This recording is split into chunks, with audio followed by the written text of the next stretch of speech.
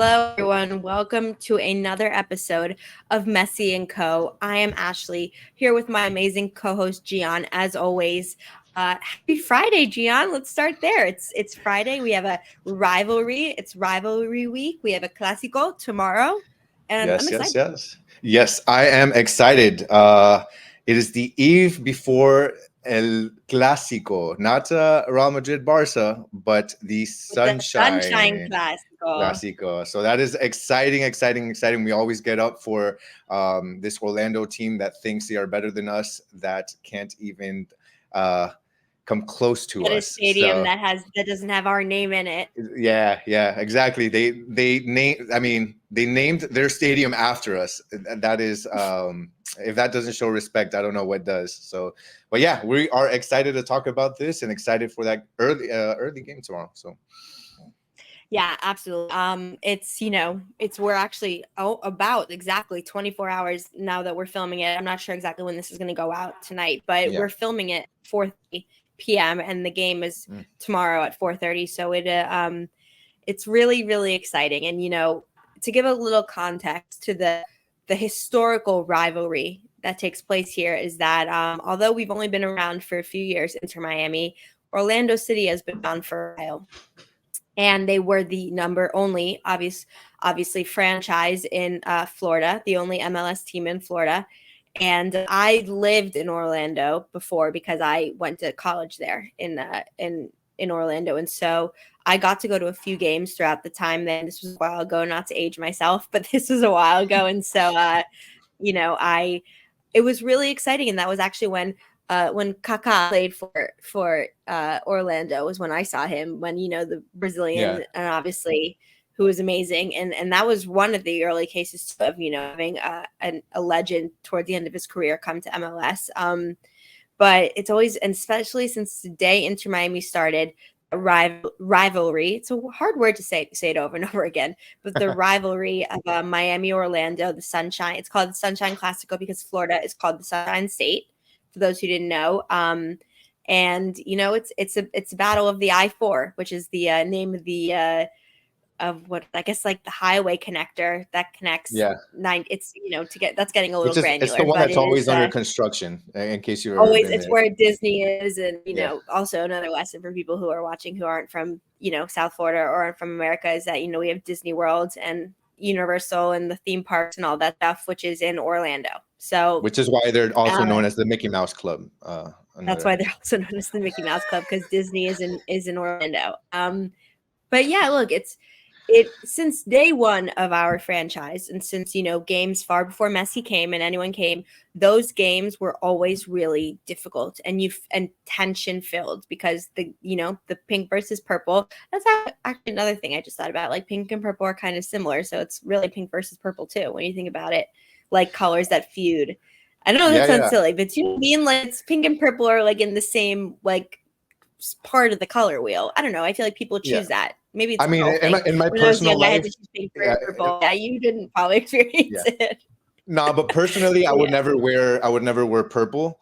Out in public. Purple's not my color, and it's not because Yeah. it's Inter Miami, but I actually like a pastel, The like pink. I pink. will say, yeah, yeah. I would wear Yeah. that, but yeah, it's just it's fitting that a not very good team in Orlando would wear purple because I don't know. I Yeah, just didn't wow. wear that color. Gian's firing on all cylinders. He's ready for it. But look, that I think it's something that we're doing really well in this league, which is Yeah, creating rivalries and creating competition. And that is what has fan bases grow. That's when you get players who get up for those matches. That's the derbies. That's when you get those like battles in the stadiums, the energy, the tension, all a huge part of sports. And yeah, we are a part of that rivalry, and one of Messi's first games that he played for us last year in the Leagues Cup was against Orlando, and let me tell you something, he was ready for it. He was he got up already for that one. embraced.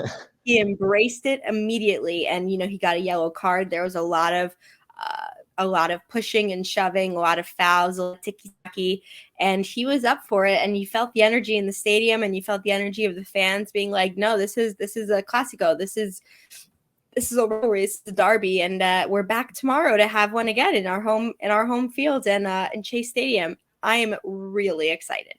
Yep. I am excited as well. I think it's going to be a really good game. I think it's going to be a close game.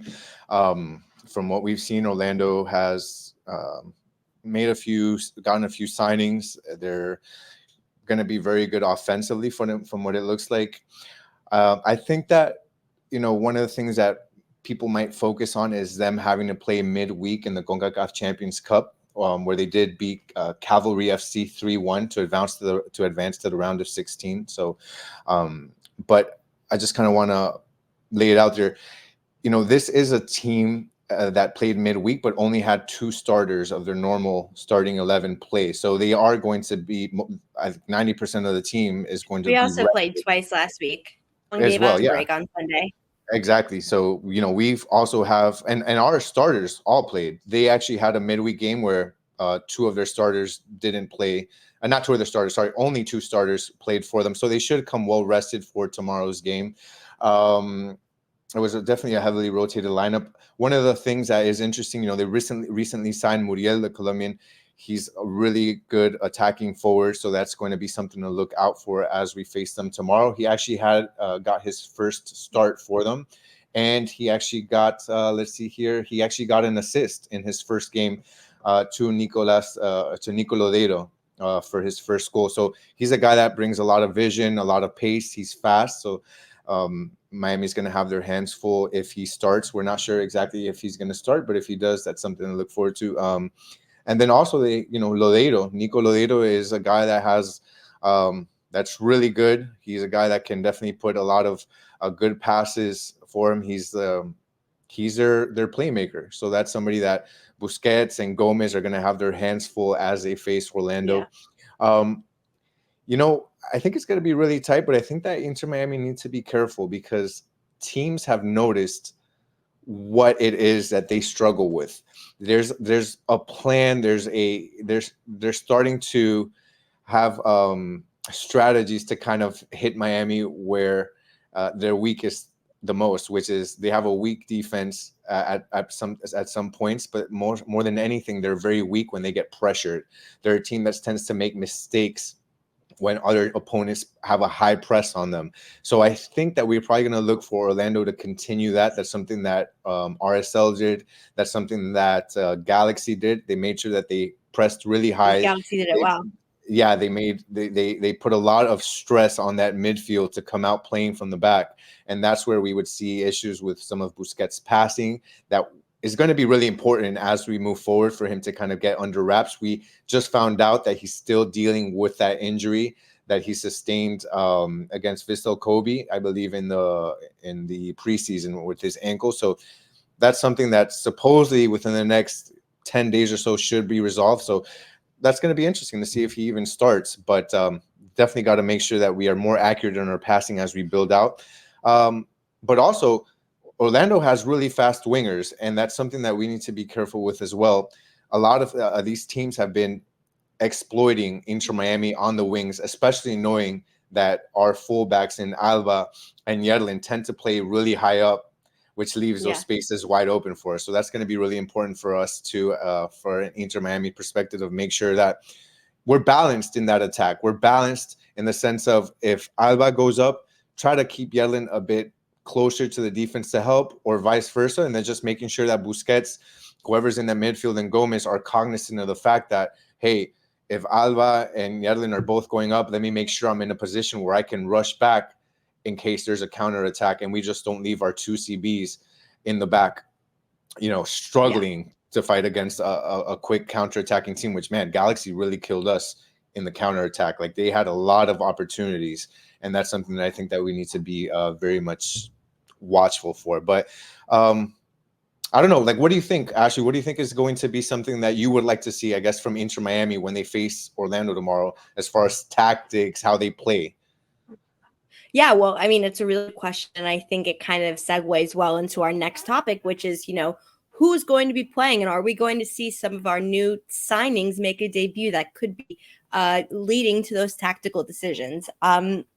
In terms of tactics, I think that right now, a lot of the sort of problem areas stem from how the midfield is constructed and how it relates to the passing, the building of play from the front three. So what we needed to shore up with a lot during, the game against LA Galaxy, and what I imagined was part of the main game plan, was spacing and making sure, which is something we're going to talk about later, is that, Messi doesn't keep tripping further and further back in order to get the midfield going and to get the transition happening.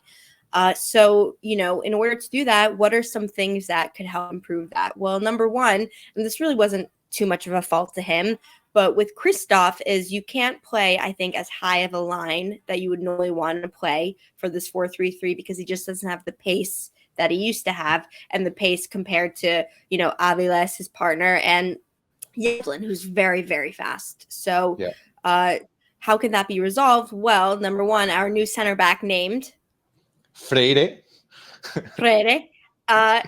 is probably from Pumas, who's here on loan, is hopefully going to be fully fit and available to play. And so I'm hoping that means that we switch to him as part of that center back duo of a back four, which would be Yedlin, Freire, okay, close enough, and Aviles and Jordi Alba. And with that, I think it gives us a lot more speed and flexibility with the back four, and would help, alleviate the need for both Messi and Busquets to have to sit so far back in order to move forward. And because of that, it'll eliminate some of the issues with spacing. So that's what I'm hoping, step one. What are your thoughts on that?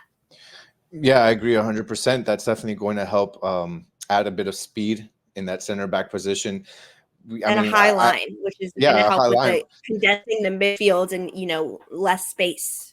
Which 100%, because if you're playing a high line, then you need to be able to make sure that if there is a counter, you can run back in time. And I think that a lot of times keep them offsides. You keep them offsides during the counter attack. And the thing also is that if you're playing that high line and there's a counter attack, and you have the forward right in line with that high line, for a guy like Christoph, we've seen that where the forward will play right next to Christoph, and then the midfielder, someone from the back line on the opposing team, is going to put a through ball to the back of Christoph, and the faster forward will already have a advantage over Christoph. So with Freire, we'll gain some speed and hopefully be able to do a few things where we can't do now with Christoph. But I will give props to Christoph. He's kind of worked his butt off. But he's done a really good job. But you can see that they're also, like, every position and speed and the way they want to play, it's all very meticulously related. And when you have either a him or Busquets, who obviously has had issues with his ankle and his ability, and even Suarez, who hasn't had the top speed, when those things aren't working exactly in line, is when you have all those spaces created, because each set can't move forward, right? And they can't pick up the spaces they're supposed to, and that's what leaves all the gaps. And then the other player, who is a new signing that we've been very excited for, is Federico Redondo, the young Argentine, who is a defensive midfielder who's very good, young, impressive, etc. He's more so, we're not 100% sure if he's going to be able to play tomorrow, because of, he's still, I think, figuring out the last stages of the visa and getting up to the program in terms of, the fitness, etc.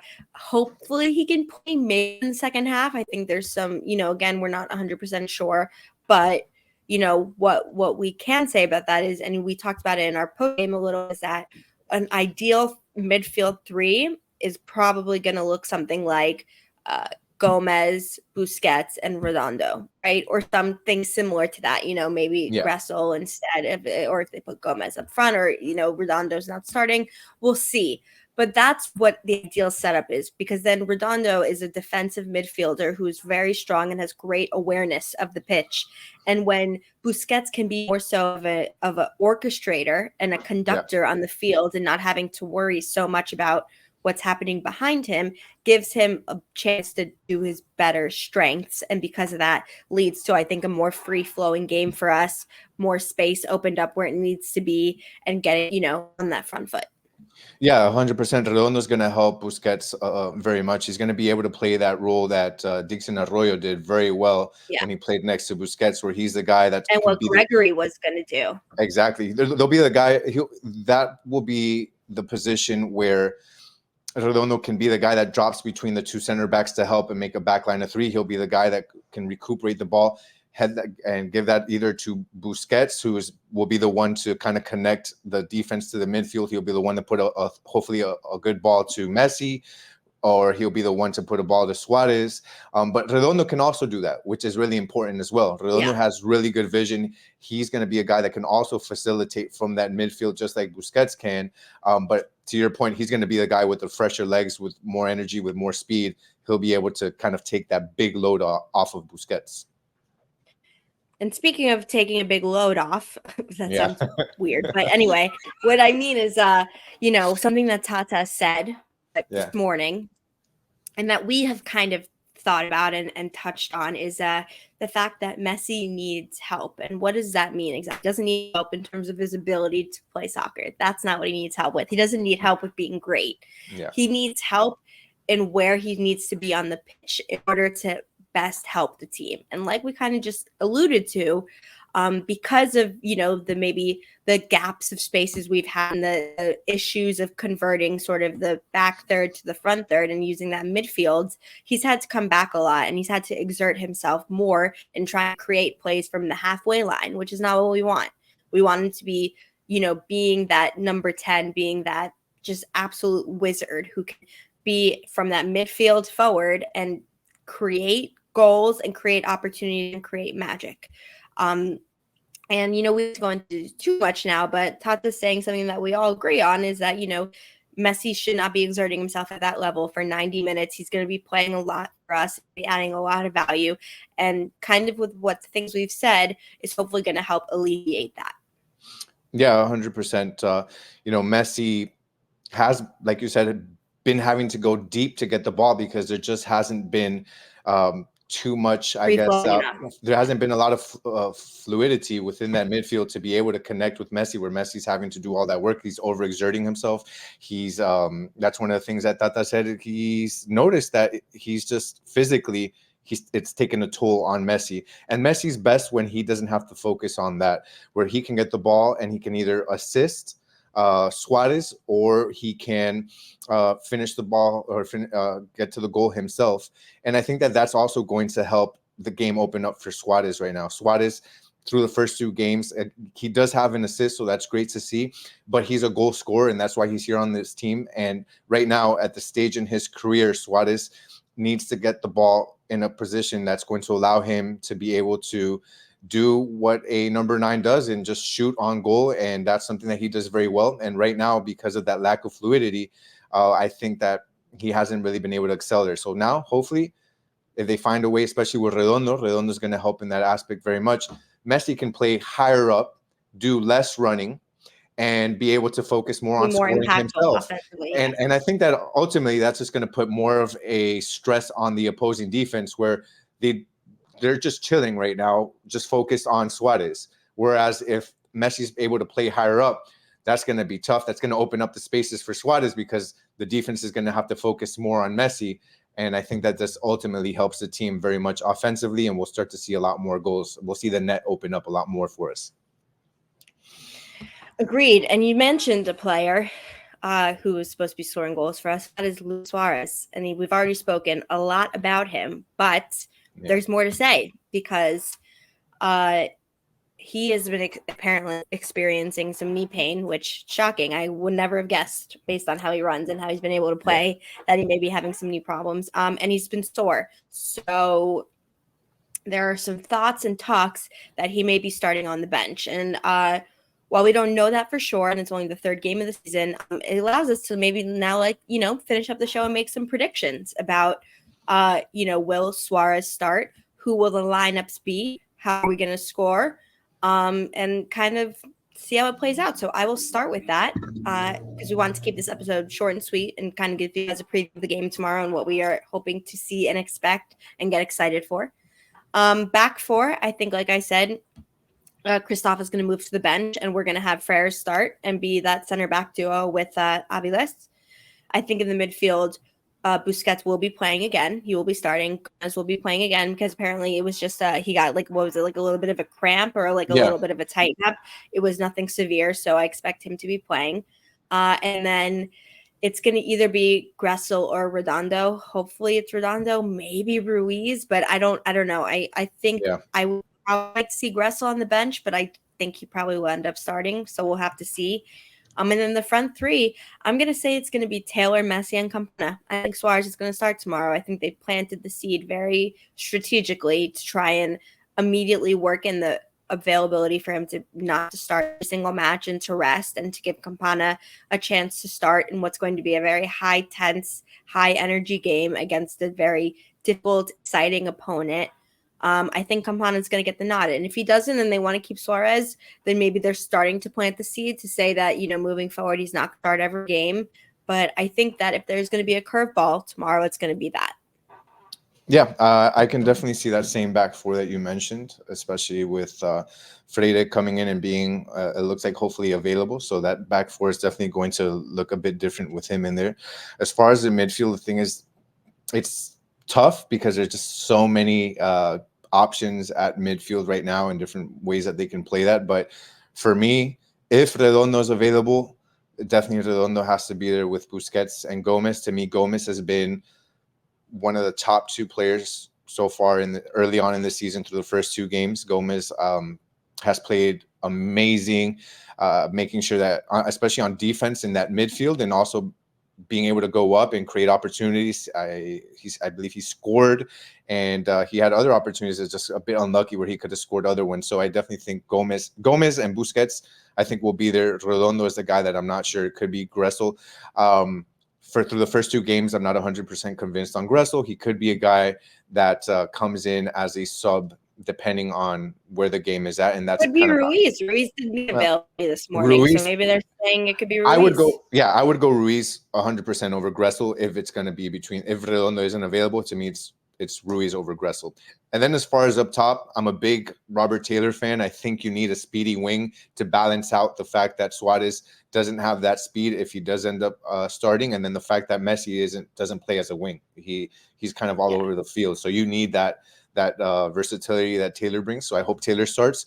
If I think rest Suarez for now, bring him in as a super sub later on in the second half. Start Campana, start the younger legs, add a little bit of speed. It's still early on in the season where you can kind of experiment with that and see if maybe adding that different dynamic that Suarez brings is going to help on the field. And then obviously you're going to have Messi up front. But I think it's going to be a really close game. I think that the last time that we met, we tied 1-1. We did beat them in Leagues Cup.